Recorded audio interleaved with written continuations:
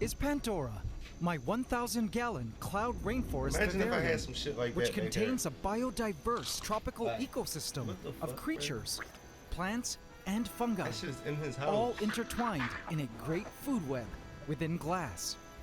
But they have no idea their great big world was about to get a whole lot greater and bigger.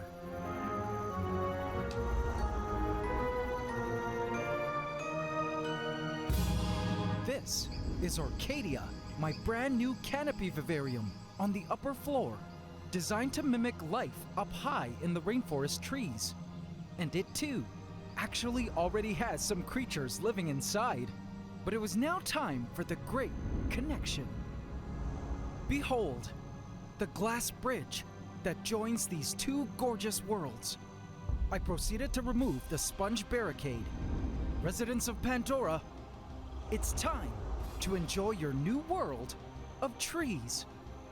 But little did I know, a host of creatures would be coming out to play at this great connection event of two awesome biological worlds.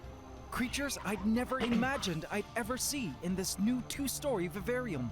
Welcome to Season 2, Episode 14 of my Ecosystem Vivarium series, where I officially joined two of my giant rainforest vivariums together, only to discover that Mother Nature had a few surprises in store for me. Here, on the Ants Canada Ant The only thing he Channel. missing is birds. That's the only thing he missing is some birds. Subscribe to my channel and hit the bell icon. Welcome to the AC fam. Enjoy. Creatures immediately began making their ascent into the new world of trees above. At first it was mostly crickets, a trail of invasive ghost ants, and soon the roaches. I was surprised to see that roaches, which are usually only active at night, were making their emigration up to the canopy in broad daylight. Comes to show you how eager the insects were to explore the world above and or get out of Pandora, where they knew predation was an ongoing danger for them. Even the vines of Pandora were already making their way towards the glass bridge in hopes to ascend into the new trees. But there were a few creatures that would be making a surprise appearance in both Pandora and Orcadia at this great connection event. Some totally not on my biological bingo card. I would soon be surprised to discover the host of new animals that were lurking in our double vivarial world. What the fuck, bro? So, Smaug, what do you reckon is up there? Inquired Drake, as he gazed up into the void of vines, disappearing into the glass bridge above.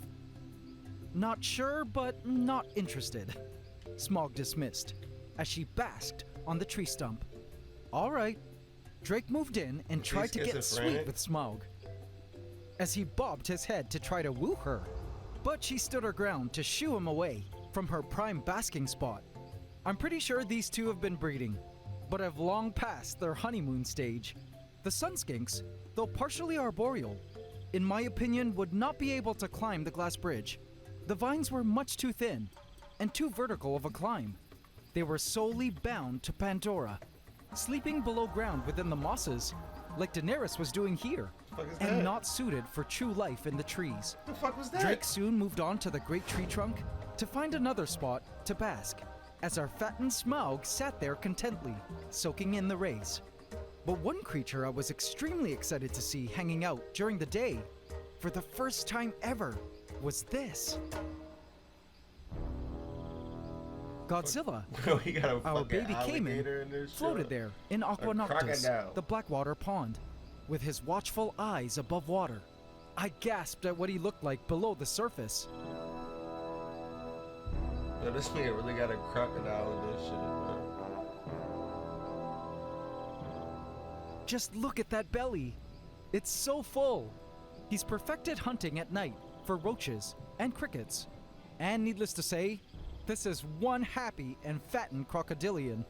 But the reason I was excited was because he'd officially reached the stage in life How the where fuck he was did he emerging build this? in broad daylight to bask, just like the sunskinks. You see, before this, Godzilla was exclusively nocturnal, simply retreating into his bedroom before sunrise. and never coming out until nightfall to hunt and go about his crocodilian business in the rainforest. But with a belly super full of food now, he needed the sun's rays to help with digestion and for the production of vitamin D3 for his developing bones. I think for the past few weeks, Godzilla was acclimating to his new home and to my presence, but was finally comfortable enough now to come out of hiding during the day to get some needed sun. I'd been waiting for this moment forever. I just couldn't wait for the iconic sight of watching Godzilla bask on the pond's bank, just like crocodilians do in the wild. I prepared a powerful lamp and fixated it outside the mesh door.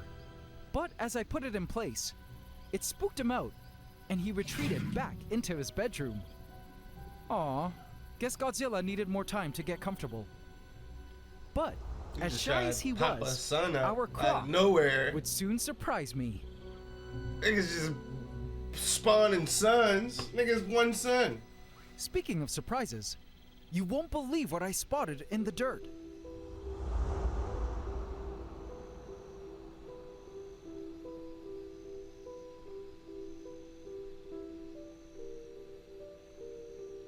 Bird shells? Bird? Bro, those are like bird shells. Hey, what on earth? Little white fragments of shell scattered on the forest floor. Eggshells. OMG. Our animals have been breeding. Life found a way. I had to, but I wasn't quite sure what creatures these eggshells belonged to. Something had hatched in Pandora, and I had a few suspicions as to what.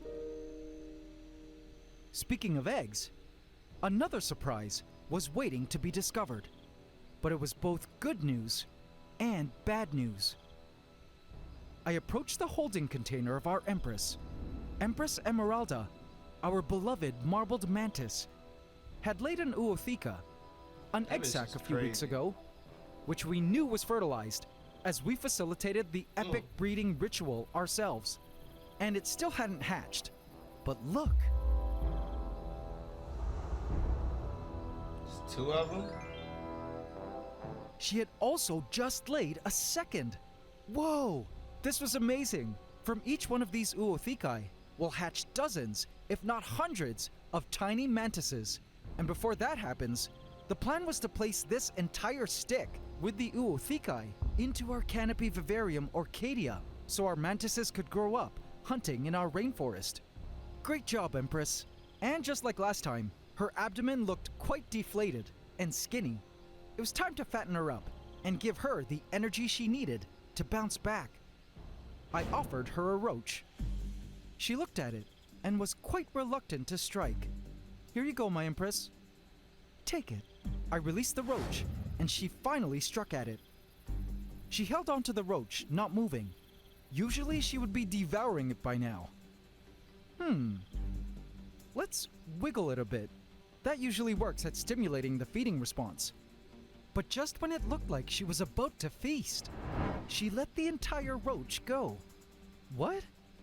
It was then that I realized what was going on here, and a deep sense of worry began to creep into my chest.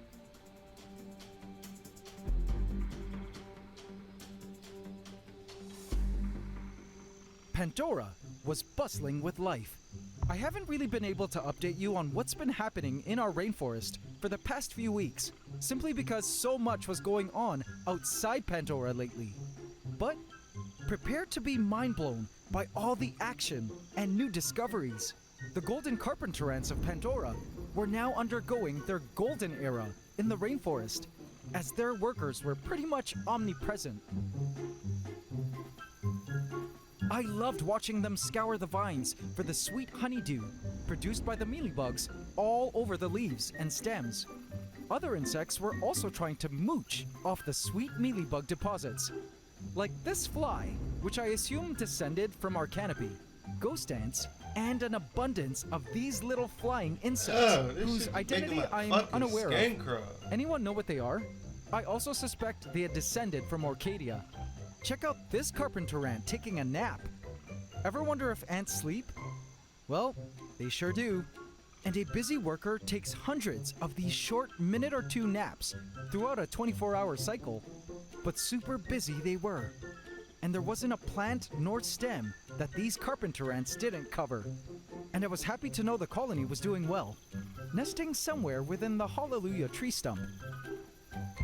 Speaking of which, another ant species was also nesting in the stump, our colony of dwarf ants, which had been introduced into the rainforest from the beginning. An OG ant colony that has survived the test of time was busy at one of their nest entrances. But what blew my mind was the world of their nest opening. Let's shrink down and venture closer. I was shocked to discover a whole bustling community of microscopic life surrounding the entrance to their darkened lair. What on earth are those flecks of waving things we see everywhere? Are those tiny worms? I spotted springtails, isopods, mites, and more, making up such a complex and biologically dense community of life in such a tiny pocket of our rainforest. Our dwarf ants were clearly thriving, because I did notice that they'd already been sending out queens and having nuptial flights in Pandora, which means we can expect more of these dwarf ants to sprout all around our rainforest in the months to come. Also, highly successful, our gnome ants were also pretty omnipresent. I'm amazed at how well the colony is done and how they've integrated wonderfully into our rainforest. Here's a random spider I spotted crawling around, which fell from a web as it was trying to wrap this male dwarf ant elate. I also spotted this cool huntsman skin hanging from a line of silk. A leucophilus beetle was crawling along the forest floor. And guys, in terms of beetles, I have to show you the exciting creature I spotted in the soils. So this here is a dead coconut rhino beetle. It was surrounded by a ton of soil creatures, all breaking it down, as they naturally do. Now sadly, I believe the coconut rhino beetles I had placed in had all passed away now. But strangely enough, as I was scoping out the soils below ground, I was shocked to see this. A shiny and hairy glistening white skin against the glass What the caught fuck my is eye. that? Wow, it was a beetle grub, and it was massive. Not sure how it got here, but my guess was it was a rhino beetle larva that was either laid here as an egg or was one of the random tiny grubs I placed in at the initial Gaia event when I first populated the lands 7 months ago. It had to have been living in these soils for a while, as it was massive. I wonder what species of giant beetle it would become. I guess only time would tell, but super cool to discover it. It got And perhaps little my worms least and shit favorite crawling creatures in on our it. forest, What the fuck? most hideous creature, was squirming in the moss. Nigga, you just looked at that nasty shit and saying this is nasty? Nigga, you tripping. It was A an worm earthworm ain't shit moving to a compared new area to burrow. fucking beetle larvae. I'm so grossed out by worms, for some odd reason. Phobias don't make sense. But I had to fight my fear and force myself through exposure therapy to watch the worm squirm by. And ew, look! It's There's a my ew. predatorial land planarian right next to it. Gross. Earthworms were now quite abundant in the rainforest, and I knew, as gross as they looked, they were extremely essential to our ecosystem. They helped break down organic material, produce Y'all ever essential seen the fertilizer for movie the plants, How to Eat Fried keep the Worms? soil cycling and nicely aerated, and also offer a great food source to several other animals. But why do they have to look like moving digestive organs? Ugh. Alright, Nigga got a but now house that full we're of all bugs. caught up with The only Pandoran thing that life, creeps him out is it worms. is now You time fucking to head on up turkey. into our trees. Now that the gates to our arboreal theme park were open to the Pandoran public. What was super cool was the sight of the mists from Pandora floating upwards into the canopy. Have a look.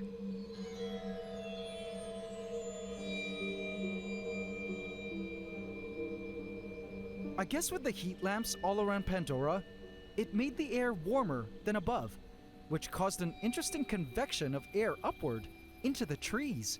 The sight was so calming and quite gratifying to watch. I could see this upward lifting of air from the glass bridge in the fog blowing through Arcadia. Who would have thought watching air would be so fun? But it was amazing to see that a unique weather system and air movement was already developing between our two worlds. But this was not all, as the coolest weather phenomenon would be happening later. Is But it now gonna it's time to rain in have a this look bitch? around Arcadia. I already knew there was an orb weaver spider in here, which had now relocated way up here at a better spot, away from the rain spouts. Clever girl. And a tree frog, which loved sleeping in this bush. Both these creatures unintentionally introduced by way of the plants and decor. But it turns out there was more life here to discover.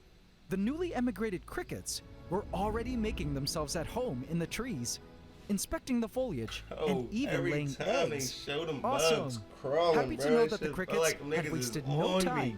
at getting started on the next generation of prey insects, which was one of the purposes of Arcadia, to offer a refuge for prey insects to proliferate away from ground predators. Herbivores were already getting straight to work too, like this cute snail, which I watched for several minutes glide on its trail of slime over the branches and leaves in search of foliage to munch on. It eventually found a decaying leaf to consume. I smiled watching the initial stages of an orchid opening from its bud. Orchids are just stunning flowers. Have a look at the inside. Oh, It looks shit. kind of like a That's bird like a or a stingray. disgruntled chef in a red uniform throwing his hands up. More little buds were on the way. I was happy to see the orchids adapting well to our world of trees and planned on adding more orchids around Arcadia if they continue to thrive. The banyan trees were doing surprisingly well. I had thought they would be dropping their leaves by now during this acclimation period, but instead the banyan was releasing new shoots and buds. It was so beautiful to see. The vines strung all around had wasted no time in sending out roots to begin anchoring themselves among the trees. In fact, I noticed the vines were already sprouting new leaf shoots, which was amazing. Pretty soon the vines will make our canopy look even more lush. And check this out. In an unexpected turn of events, this tree trunk, which I thought was dead, was actually sprouting leaves too. Whoa! Does this mean actual trees might come to life in our canopy? What a pleasant surprise. Imagine that shit in 10 years. Everywhere I turned, Imagine the if plant he life keep this shit, was just shut thriving and making Like, full use of you just every shut it. available Don't go space back in in our that canopy joint treescape. for 10 The years. mists had caused You the probably wouldn't be able mosses to to see truly in. explode on the branches. Usually growing mosses probably on wouldn't wood even be able to is see such in a there, though. difficult thing to manage. But here in Arcadia, the deepest of green mosses were gloriously blooming on the wood. Conditions were perfect here for moss, as well as for these awesome organisms. Lichen. So, if you're new to the amazing life forms known as lichen, listen to this. So lichen, which is this cool bluish gray covering on the wood, is not quite a plant, nor is it a fungus. They're actually a symbiotic superorganism comprised of algae or cyanobacteria, multiple species of fungi, and a yeast embedded in the skin. The combination of all these organisms What the fuck is create it? the body that is known as lichen. I've never once been able to grow lichen in a terrarium, but here in Arcadia, the cloud rainforest canopy conditions were perfect for it, and I saw the lichen just living their best lives in various places of the wood. Check out that branchy lichen up there. I suspected they were loving all the humidity and decided to bloom, which was all just amazing to see, as many creatures eat lichen. But as I was admiring all the blues and greens of the canopy, a sudden flash of color caught my eye. Dragonfly? Whoa, I see red. What was that? It flew high up into the air and landed, bobbing its abdomen up and down before What taking the- off again. Bro, he Super really cool. got a It was a rainforest in his damselfly, and I house. watched it chase the various flying insects in our canopy. It landed, and I was then able to have a good look at it. Such a beautiful creature. Before we had a greenish yellow damselfly in Pandora, which I assumed was eventually eaten by the sunskinks, but this red one was just as pretty. Now, I was certain this wasn't a creature introduced into Arcadia from its plants, but rather introduced via the water plants in the pond in Pandora, where the larva matured, then hatched, and found its way up here in the canopy. Great choice for it, as it was much safer up here, for now anyway. When it wasn't resting, it was super active, flying all around the top of Arcadia. You need to put Speaking some of flying birds creatures, I then spotted yet another insect, one that is notoriously hated by humans the world over. See it? Oh my goodness. It was a mosquito, a beautiful black and white one. Kill Now, that this nigga. mosquito was surely introduced by way of the plants. It ain't nothing Specifically in the there for him. bromeliad Kill on him. which it was perched. I knew it had just emerged from its pupal stage within the water, trapped inside the bromeliad. Owners of bromeliads know to always routinely wash out these pits of water because they're perfect breeding grounds for mosquitoes who lay their eggs into the water pits where the larvae hatch and grow and eventually emerge as adult Now you got mosquitoes. mosquitoes in your Guess fucking our house. rainforest now has mosquitoes. But I don't know where they're going to be getting their blood supply. Exactly. I wonder if they can feed on lizard, frog, or croc blood. But perhaps the most surprising newly introduced creatures of all were these. I couldn't believe my eyes when I What spotted the them. fuck, bro? I began to notice several wasps in Arcadia. They surely had emerged from somewhere. I had so many Bro. questions. Did they What the come from fuck the is soils in of the your pots? house, nigga? Perhaps from holes in the branches? Was there some starting wasp nest somewhere in Arcadia? Or are these solitary? Any wasp experts out there care to take a stab at their species ID? If they were from some starting colony somewhere, I was definitely not ready to house a wasp colony in our rainforest. What do they even eat? I began to spot drowned wasps in Aqua Noctis Them niggas down in eat Pandora. bugs. They had made their way to floor level and were beginning to drown. Obviously, I saved them. But to be honest, What you wasps mean? were the last creatures I ever expected in our Bro, you're not rainforest. supposed to. You're not supposed But to. You supposed guys, to let that shit just rot, when I nigga. thought I If had something seen it dies, all, it there dies. was still one other critter that had not yet been spotted that would finally show itself to me by nightfall. You're not supposed to be saving Now, nothing in Arcadian there, bro. lights are If it on dies, an it hour dies, longer each nigga. day than Pandora, just You to gotta mimic let the life natural be life in distribution there, of bro. light in the canopy versus the rainforest floor. And what's cool is, I set it up so the lights dim gradually over a half-hour period, much like they would at sunset. Have a look at this time lapse.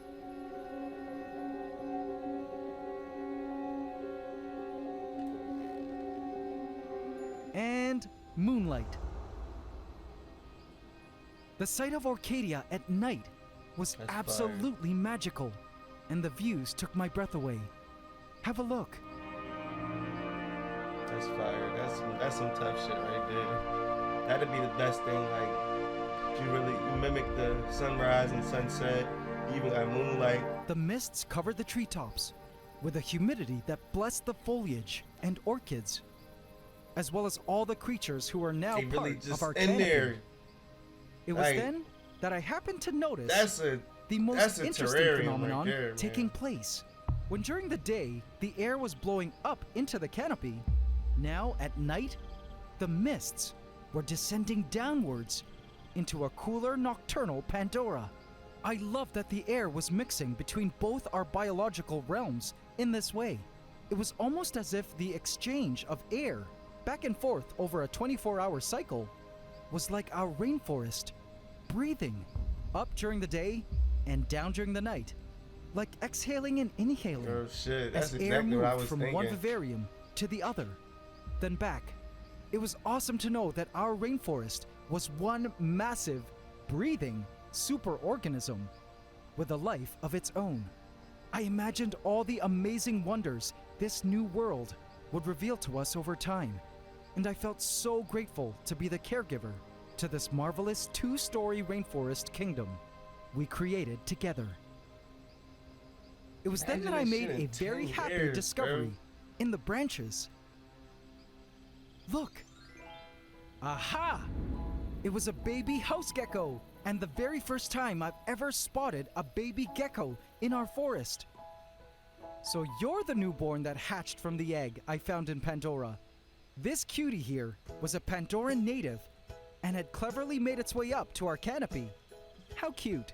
Now geckos lay a double clutch of eggs at a time, so this little baby gecko had a twin somewhere in the canopy running around.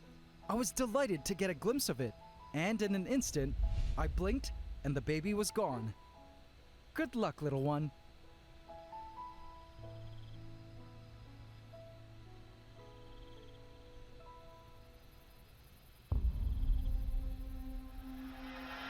I visited the Empress and saw her hanging from her branch.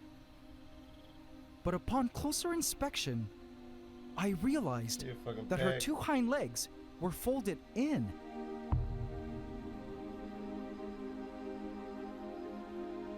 And that's when I knew what had happened. I looked at the lifeless gaze of our Empress and said a little prayer.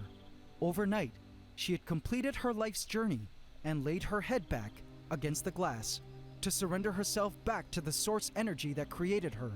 Our Empress Emeralda had died. Birthing 2 egg sacs is extremely physically demanding for mantises, and we as her caregiver had given her all we could to complete her life's mission. She had successfully done that now, and it was time to take her to her final resting place. Throw it in Arcadia. In Pandora, whatever.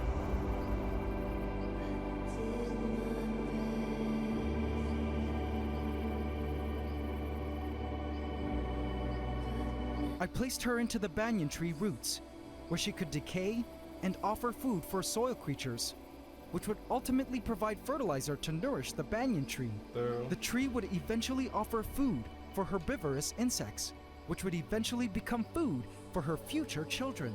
After they emerged from the egg sacs, she was now forever part of the forest, and her life force would soon permeate her offspring.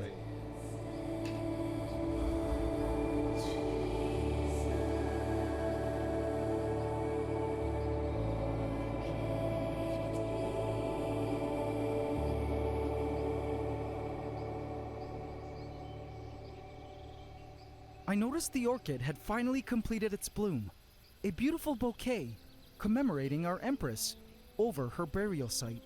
It made me smile. You know, one thing I continue to learn from being a caregiver to a rainforest in my home is that every life form had its own timing for everything, its own rhythm. It was our Empress's time to expire, and it was actually a beautiful process. All I could do was sit back and allow life to take its natural course. Over the next few days, all the tree frogs had made their way up to the canopy, and from the looks of things, they were pretty much here to stay. Kermit, our handsome male frog, hung from the vines and was noisy at night, calling for his female, Miss Piggy, to breed. And guess who else was ready to make a move? My jaw dropped when I spotted Godzilla one morning, finally basking on his rock bank, exactly like I had dreamed.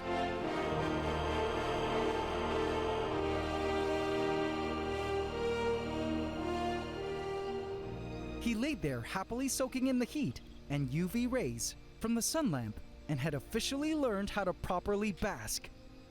So awesome, big boy. I'm so happy for you. Enjoy the rays. Indeed, all things on Earth had its own unique schedule.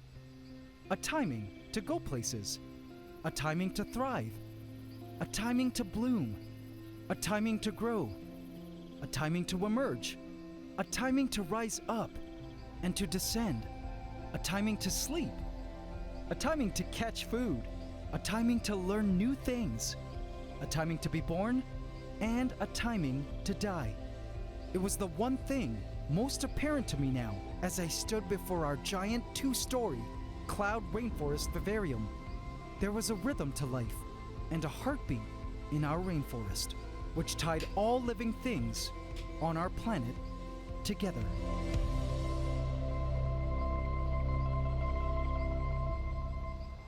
And speaking of timing, it was time now for a grand population event.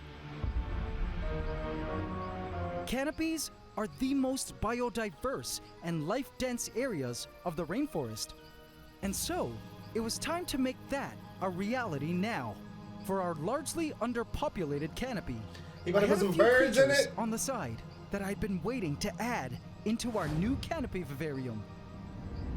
Come, my children. They need to put some birds. There's like 2 birds in there, man.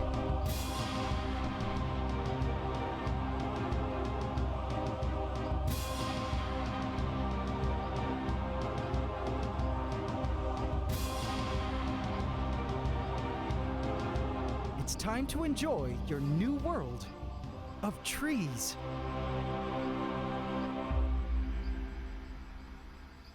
He do everything so dramatic. It's a fucking snake.